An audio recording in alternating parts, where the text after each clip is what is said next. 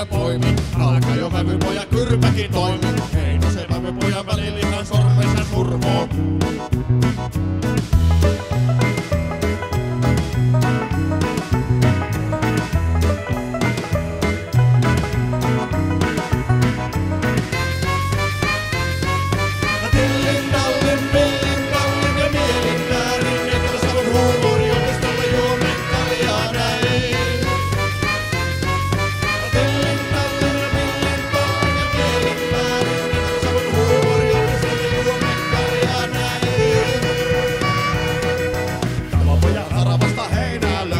Naapurilla nostaa se savukessa potti samalla kun nivelaksellia rasvattiin.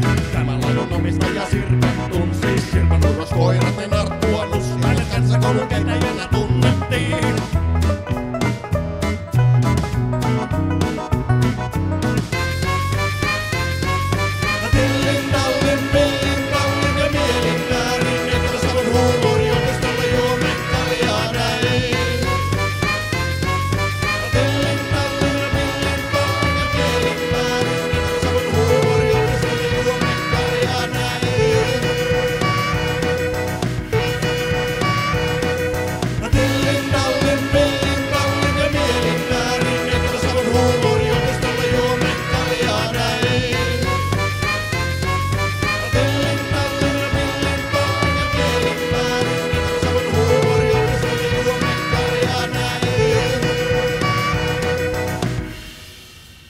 Jos Viina, Terva tai Etelä-Savo ei auta, niin on tauti kuolemassa.